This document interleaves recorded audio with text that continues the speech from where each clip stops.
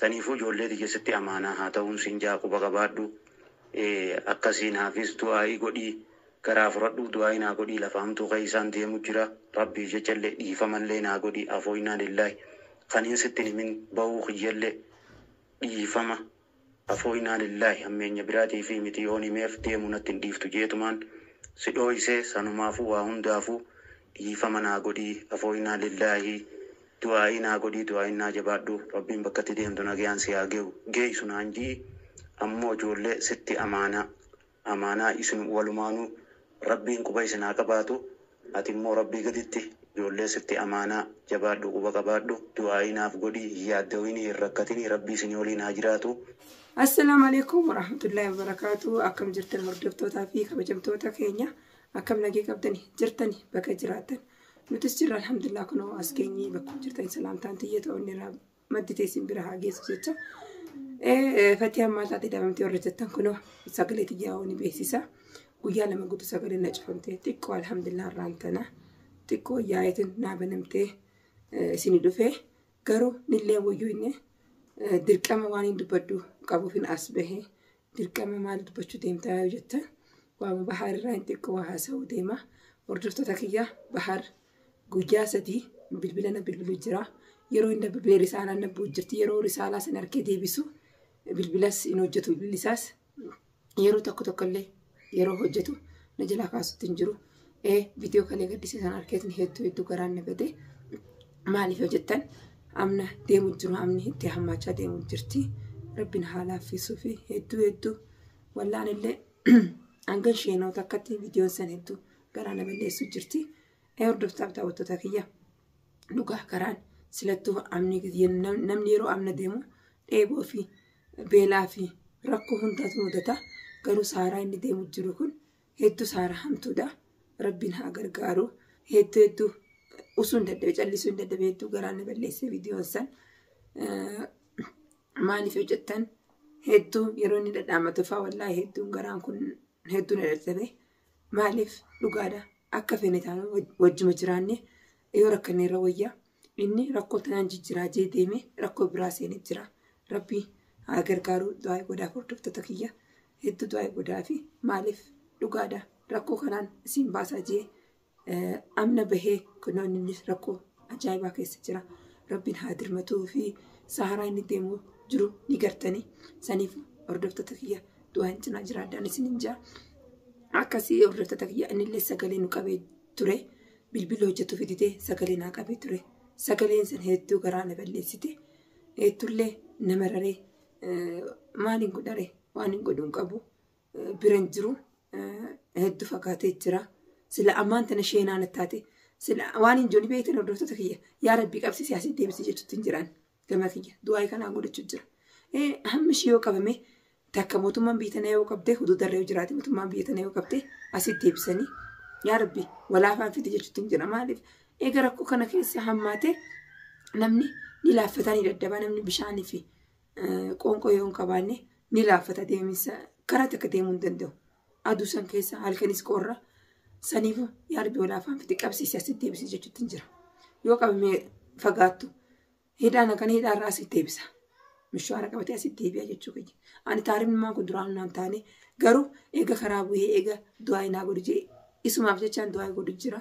Garaallee qulqullaa'ee du'aa godhu jira. Garuu daariin waan sodaachuu jiru kanuma. Dheebuu fi beelaan namni karaarra taa'uu jira. Hordoftoota kiyya karaarra hafuu jira. Amma sagaleen inni qabe sagalee san isin dhageessisa. Hedduu garaana nyaate maaliif ilmaan kiyya amaana. Maal jee inni har'allee kasaaraa san keessa taa'ee dheebuu fi beelaan akka rakkachuu jiru nuuf yaadu jira asitti. Nuti waan akka hin taanu alhamdulillah rabbil aalamiin nagee fayyaa qabna haalii keessa jirra.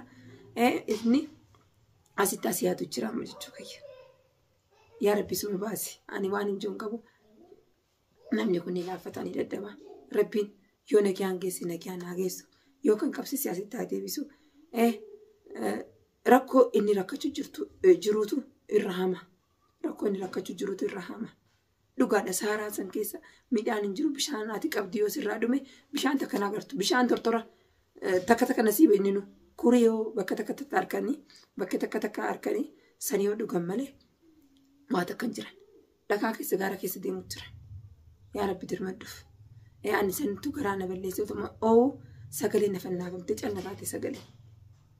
Sababa utuma waan hin godhuu dhabeetin iyyuu malee maaliin godhame. Sanimaaf sagaleen callaqaate hordoftoota kiyya du'aa godhaafi. Eenillee dhiifa mallee isiniin jee namni zanni badu numa jirti. Qalbii qulqullinaan dhiifa mallee goonee fi andillee godheetifin du'aa himaan godhufu ture. Garuu taariif nammachaa deemu jira. Karaa nammachaa deemu jira jechuu kiyya. Yeruma deemu karaan hin dhumtu. Egaa namni dheebuuf yoo intidhaan ammas karaan si dheeratti saniifuu Rabbiin nagiyaan maatii isaa keessaa deebisu. Waan hin jiru qabu bilbilli naa hojjettee qalbiin hedduun cabdee jirti. Yeroo inni bilbilee meeseejii maal dhufa meeseejii sana harka yeroo deebisu bilbilli naan bu'u neetworkiidha. Gaara gubbaa gaara keessa jira. Neetworkiin dadhabaadha. Saniifuu abbaa Hamzaa Rabbiin si bira haa jiraatu. Waan hin godhuun qabu si bira jiraan rakkoo tana waliin qoddannu garuu kophaa jirta Rabbiin si cinaa jiraatu. Waan hin jiru qabu waan takka yaadee waa'ee keenya ilmaa keetiif as yaadda. Nuti siif yaadu jirra. Ati nuuf yaadu jirta. Garuu Rabbiin si cinaa dhaabbatuun siin jaa hordoftoota kiyya sagaleen ni qabeellee isin dhageessa. Akkasii hordoftaaf daawwattoota kiyya sagaleen tun isinillee dhaggeeffachuu qabdan dhageeffadheetin garaan nabatee ootuma boo'u sagaleellee callataatee duraan adiif kakaannat jira. Mee walumaan caqasna. Salaamu alaikum warahmatullahi wabarakaatu. Hamza akkam nagaya fayyaa jirta nagaya qabda. Fatiyaa Usmaan akkam nagayuma qabda nagayaan qaba fayyaan qaba na yaadinii. Naaf jetteellee hin yaaddawinii hin iraarinii. Si bilbilli kee cufaa ja'a. Ogguna siichi bilbilee niitoorkii waa takka achinaa deemuu dida. Yeroo takka immoo cufaa ja'a. Irra guddaa anuma biraa achinaa deemuu dide. Hedduun sin mokkoru jira. Miiseejiin tiyyellee yoo si dhufte hin yaaddawinii hin rakkatinii waan biraatii sittiin bilbillee xiqqomma bakka takka dhaqeen xiqqishoo niitoorkiin naa dalaynaan shabaqa banee sagalee sii qabu jira waan hin si bilbilee dadhabeefi. Ani nagayaan qabaa nagayaa waa takka naaf hin yaaddawinii hin cinqaminii du'aayii naa godhii hedduu du'aayii mannaa jabaadhu haalliniin keessa jiruu fi karaan an deemu jiru hedduu ulfaataa ta'ullee dhiirti silaa wayiif dhiiraa obsumaan bira dabarraa waan na ofees ni beeyta inshaallah anis jireenyuma xiqqoo nutti ulfaateen ilmaan kanaafi mataa keenyaafillee jee deemee sanumaafuu du'aayii naa godhii ijoolleen tiyyoo nagee qabdii atoo fayya qabdaa. Akkasii hordoftoota kiyya sagaleen hedduudha. Tokko tokkoon keessaa isin dhageessu jira. Inni ilmaan isaatiif nuti yaadu jira nuti immoo isaaf yaadu jira. Dhugaadha. Haalli itti jiru kan nama rakkoodha. Lakkuma deemu jiru karaan dhumuu diddee jirti dhugaadha. Viidiyoo irratti argitan galee hedduu qalbiin na cabde. Siif ijoolleen tiyyoo nagee qabdanii fayyuma qabdanii ijoolleetichi rabbii gaditti amaanaasitti akka haadhaatti silaa atii saadhaa anis abbaa ta'u amaanaas irratti akka rabbiin beekanii akkatti deeman bahan beekan malee akkatti galan hin beekanni waan ta'eef hangaan nagayaan bakkaan dhaqutti wauma hundaafuu ijoollee tiyya rabbii gaditti sitti amaanaa yoom bakkaan itti deemu kana yeroo gabaabduu keessatti dhaqee sii dawwaluu baadhellee waa hundaa ol simmoo rabbii guddatti amaanaa ijoollee tiyya sitti amaanaa walumaanuu siif ijoollee tiyyaas silaa rabbiitu jira rabbitti amaanaadha keessattuu immoo ijoollee teenya sitti amaanaa ilmaan kiyya quba qabaadhuu akka rabbiin beekanii waa hundaafuu normaala sii bilbilee wajji haasoinaa waa'ima kanarraa jee dadhabee saniifuu ijoollee tiyya sitti amaanaa haa ta'uun siin jaa quba qabaadhu akkasiin haafis du'aayii godhii garaa fudhadhu du'aayii naa godhii lafaamtuu keessaan deemu jira rabbiif jechallee dhiifamallee naa godhii afooyinaa lillaahi kaniin sitti himin bahuu kiyyallee dhiifama afooyinaa lillaahi hammeenya biraatii fi miti yoon himeef deemu natti hin dhiiftu jeetumaan si dhooyisee sanumaafuu waa hundaafuu dhiifama naa godhii afooyinaa lillaahi du'aayii naa godhii du'aayii naa jabaadhu rabbiin bakkatti deemtu nagayaan si haa geessu naan jii ammoo ijoollee sitti amaanaa isin walumaanuu rabbiin quba isin haa qabaatu ati immoo rabbii gaditti ijoollee sitti amaanaa jabaadhu quba qabaadhu du'aayi naaf godhii yaaddawini hin rakkatini rabbii isin waliin haa jiraatu du'aayi naa godhiin siin jaa akkasii yoo namni jette siifin dawwalaa yoo sagalee wal dhaga'uu baannes sagaleen tiyyatun akkasii geessu abdiin qaba du'aayi naa jabaadhu rabbiif jecha dhiifama naa godhii afooyinaan lillaa.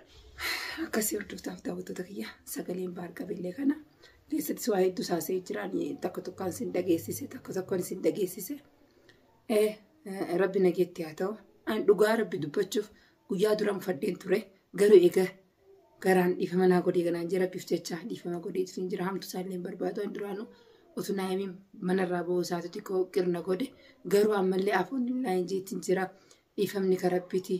Rabbi hamtu sirra haa qabu abba Hamzaa bakkuma niyyattitti rabbi nagayaan si haa geessuun siin jaa hamtu haati manaa abbaa manaa hamtuu isaan barbaaddu anis akkasuma hamtuu keen barbaadu waan biraatu ta'e waan deemteef illee ni beeka haaluma jiru kana ni wayyiisaa jettee kuttee garuu sumatti hammaattuu jirti rabbiin nagayaan yoollee hammaattee rabbiin nagayaan maatii kee keessa si haa deebisu yooma Oromiyaa buute rabbiin nagayaan Oromiyaa maatii kee keessatti si haa buusuun siin jaa nagayaan waan hin jiru beeku hordoftaaf daawwattoota kiyya du'aa naa godhaa isinillee anillee du'aa si godhaa inshaallah biiznillah hamtuun sin harkiniin siin jaa abba Hamzaa hedduu garaan nabatee hordoftaaf daawwattoota kiyya kana achi dubbachuu hin danda'u rabbiin haa laaffisuu fi isinin jaa inshaallah du'aa godhaa hanga viidiyoo biraatiin waliin dhufnu assalaamu alaikum wa rahmatullahi wa barakaatu.